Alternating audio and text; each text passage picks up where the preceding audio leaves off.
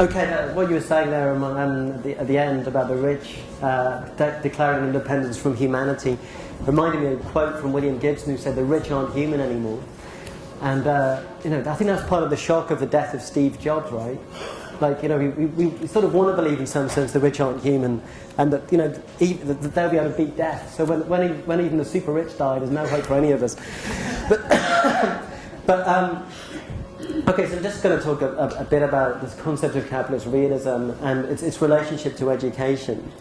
Really, a lot of the thinking that went into the development of the concept of capitalist realism was a direct response to work in education. Many of the anecdotes in the book come from my experience not teaching in universities, but teaching precisely this age group. I think that's crucial, that Dave was alluding to, of 16 to 19-year-olds, many of whom were in a way forced into staying in education because of lack of opportunities elsewhere.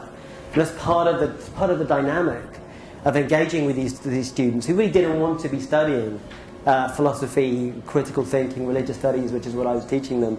They didn't want to be studying anything, but there's nothing else down for them. They're producing one of them sort of many tensions in the classroom. Capitalist realism, as I often say, is easier to identify than it is to define. Partly it's hard to define because of its diffuse nature. What we're talking about is really a transpersonal ideological field, ideological atmosphere, to do with a certain form of acquiescence and a certain form of fatalism, really.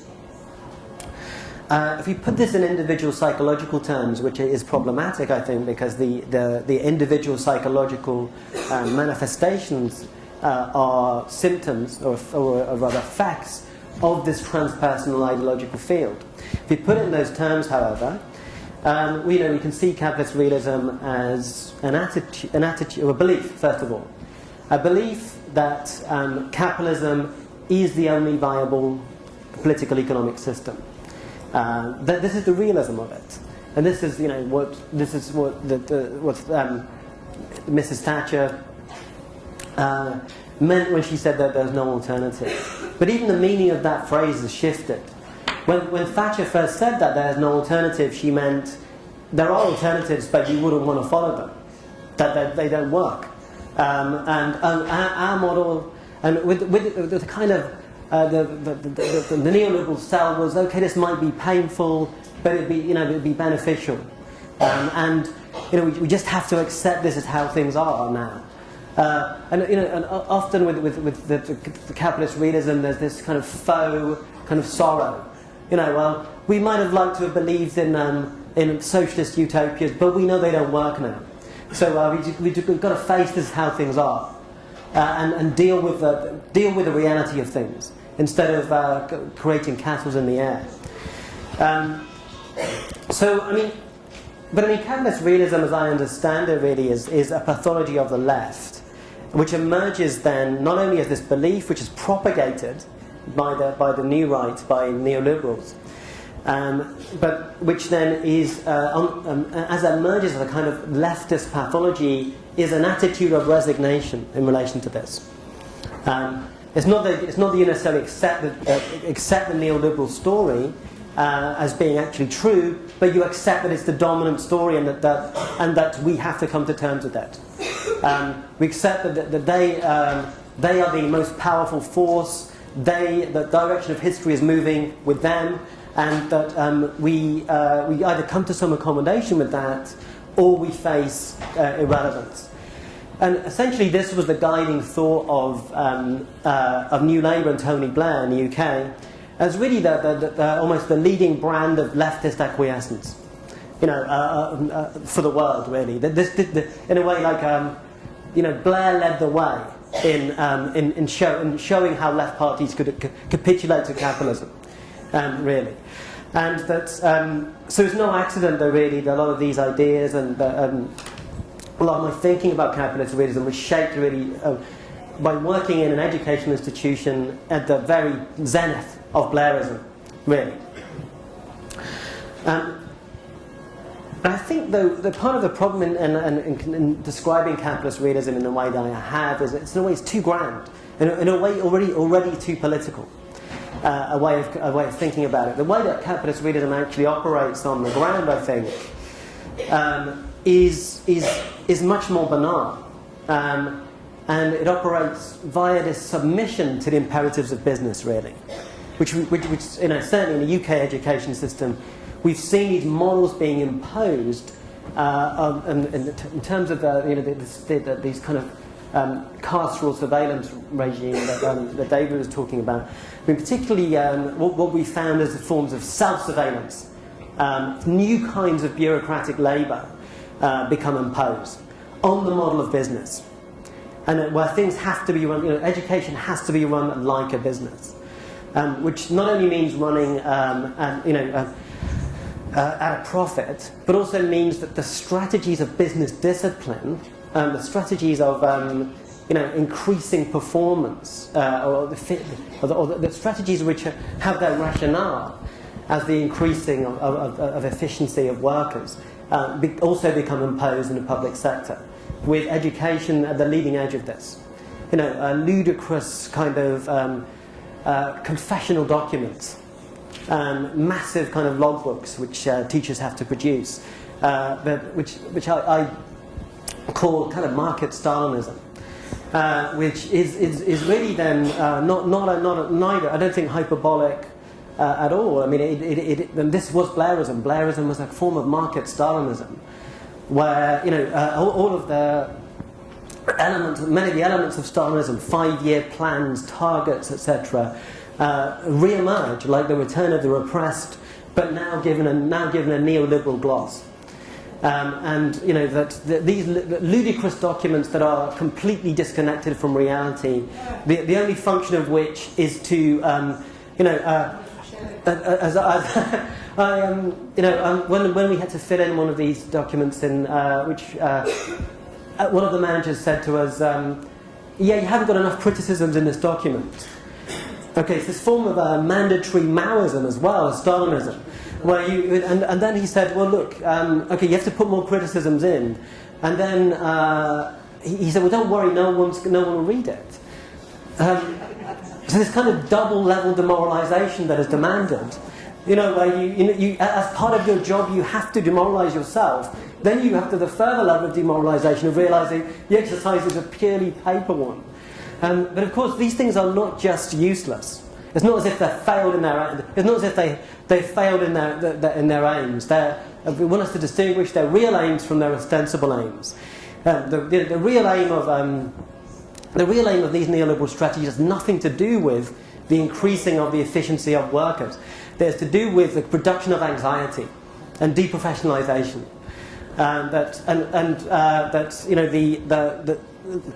And this for me, what is key about this, and particularly in relation to, and why education is key, there's lots of dimensions to this, is it reveals the paradoxes of neoliberalism, the inconsistency of neoliberalism.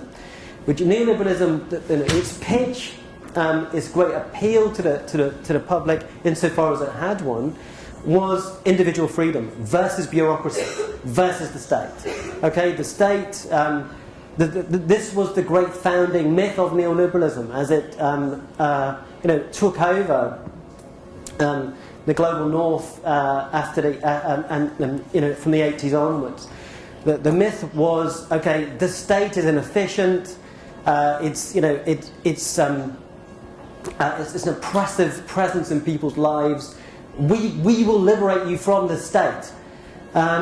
This certainly isn't true for teachers. This certainly isn't true for teachers. If one was to look back to in the UK for sure, if one was to look back to the 70s, the pre-neoliberal era, it was a halcyon period in retrospect for teachers, where the level of control over what the teacher could teach, the level of professional autonomy the teacher had, was massively in excess of what teachers have got now, where they are constrained by a highly centralised bureaucratic apparatus. How can this be? How can this be the case? How can there be this claim of neoliberalism to have liberated us from the state, Yet what we've actually seen is the massive increase, not only of centralized state control, but of a more pernicious form of decentralized control, which is ultimately contracted out to the individual teacher themselves. You know, we have to oppress ourselves now. This is the difference. And key to this in the UK was the development of the Office for Standards in Education, which emerged under Thatcher in the late 80s, and now has a tyrannical grip over the kind of compulsory education system and of teachers, which has devastating psychic consequences for teachers. The level of mental illness, suicides, etc., that have massively increased as the kind of tyranny of Ofsted, i.e. the state bureaucratic control of education on a neoliberal model, i.e. the worst of all worlds. This is what typifies public institutions in the UK now. A mixture of a mixture of state intervention to a high degree with neoliberal managerialist bullshit. You know, this is the model, which certainly has nothing to do with individual freedom, not for teachers anyway.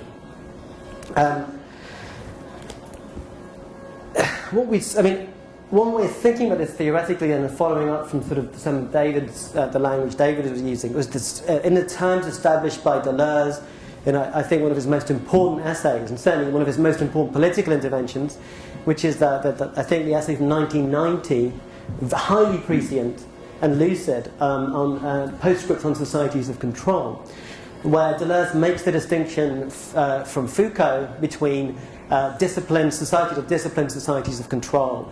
And in fact, the shift from a kind of state-administrated school, hospital, prison matrix as described by Foucault to control by corporations, effectively. But what we've seen, I think, part of the problems with education is and David brought this out in a way, is that the disciplinary model has not been superseded.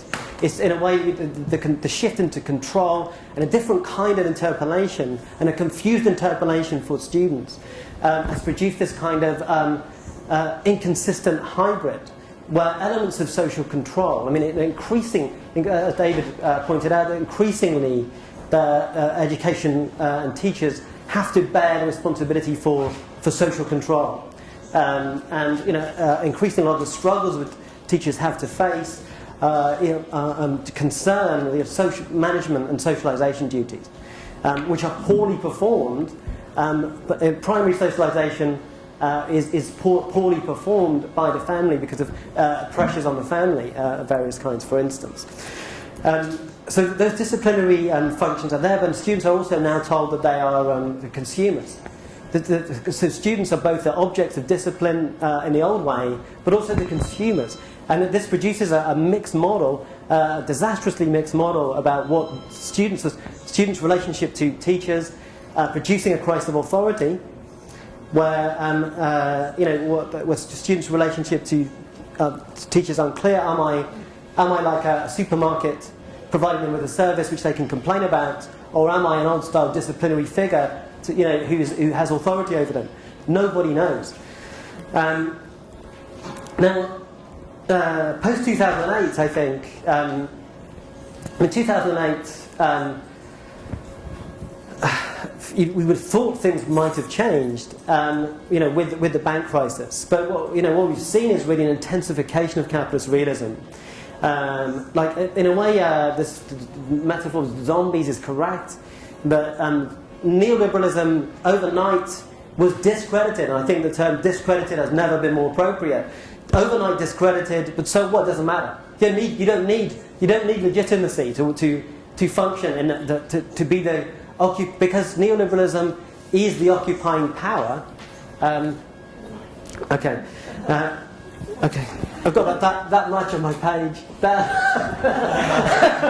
Okay, never mind. I'll speed up a bit. Neoliberalism installed itself over a 30-year period and became a set of institutional defaults. They won't disappear just because there's no legitimacy or momentum or strong momentum behind the project.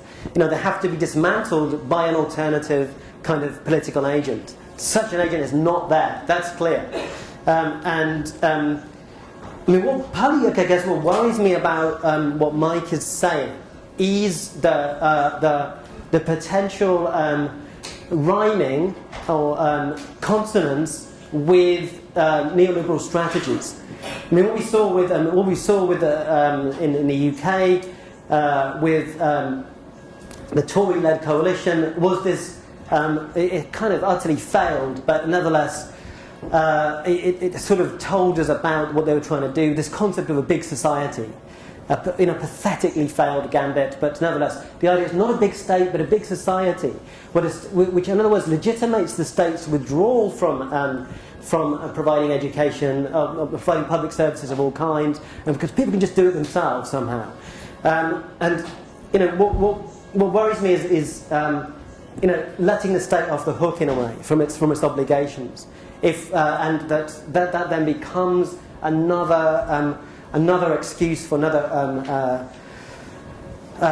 opportunity for privatization, because when the state withdraws, the corporations move in. I think that's part of what David's saying also. That in a way, the state's a compromise formation. I think that's the way to see it. Not that it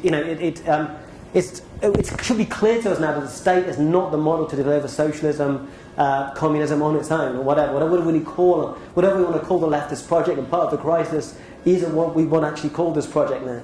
But it's clear in the 80s that this was the state socialism was not the right project. So yes, the idea that the state would deliver all our political goals, that's clearly wrong. But the idea that we can completely withdraw from the state, I think, is also a mistake. And again, I think slightly in tension with what Mike said. The problem for me is not that things weren't anarchist enough after 2008, but the prevailing ideas on the left are too anarchist for me, and there is the most dominant ideas of what is left of the organised left, or remains of the organised left, are what I call neo-anarchist ideas.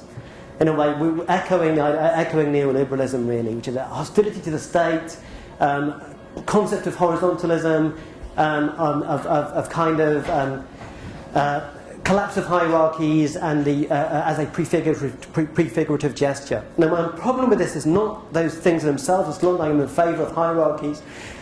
It's that nevertheless we have to take power seriously, and you can't just will it away by you can't just by an act of will just dissolve power. Power needs dismantling, I think part of the problem is an equivalence between anti-authoritarianism and being anti-authority, which means that the only accounts of what authority is belong to the right and are effectively authoritarian.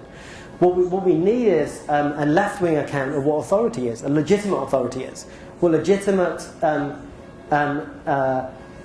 collective and democratic authority is. And that's the way to deliver an anti-authoritarian project, is not by abandoning the question of authority, but by thinking about how we constitute it in a better form. And otherwise we're left with the imperatives of neo-anarchism, post-68 neo-anarchism. If you're a teacher, i.e. in a position of authority, you're in a position of self-loathing, insofar as you occupy that position, which is a position of weakness, to say the least. I think we hate each other enough. We hate ourselves enough, rather. And we should stop that. And I think then that, just to put it fairly schematically, the retreat from the state has failed. The leftist kind of post-68 retreat from the state has failed. That all that happens if we retreat from the state, same as if we retreat from mainstream media, and these are the two main enemies of neo-anarchism, are the idea of mainstream media and the state. Now, it's not that I think these things are great in the form that they're in, but if we withdraw from them, if the left withdraws from them, the right says thank you very much. And the anti-status rhetoric from the left has allowed, has facilitated the right-wing takeover of the state. And the state remains important for the delivery of neoliberalism. If it didn't, why do they spend so much money and effort controlling it? And that you couldn't have neoliberal dominance without control of the state. Which isn't to say that we should. Which isn't to say that we should then be satisfied with taking over the state. That might be a starting point, but it's clearly not enough in itself. And I think, politically speaking, this is a problem of articulation. That what the right is, the right have been better revolutionaries than us, and they've been better at postmodernists than us, in the sense that the right has achieved a total switchover in people's subjectivities, institutions, etc. We've seen this. People of my age and older have seen the shift from social democracy into a wholly different kind of social system and system of production of subjectivity. Now, we need to learn from this, which isn't to say to copy it. And the role of institutions has been crucial in that.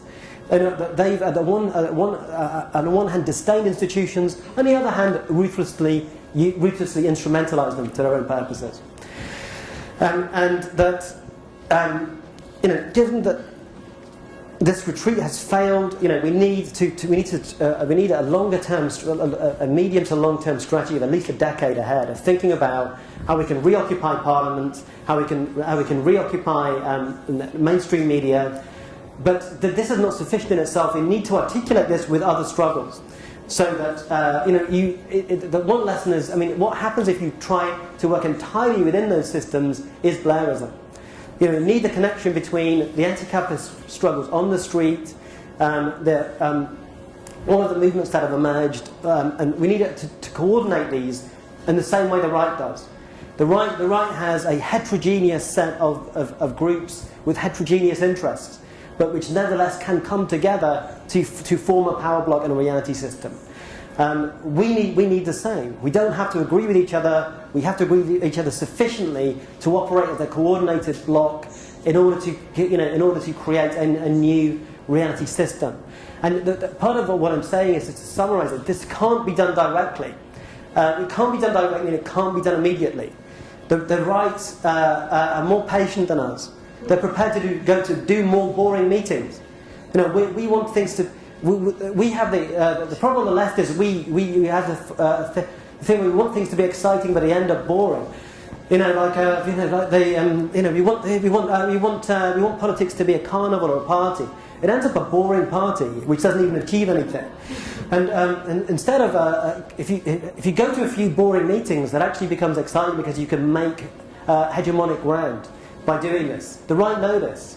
They're happy with us having they're happy with us out there with ghetto blasters, and happy out there in tents, because they know that is something that's easily rooted around, and that change is a matter of indirect action, not direct action, and it's attritional and takes a long time. Okay, 9 minutes left. We're on the end of time. Okay,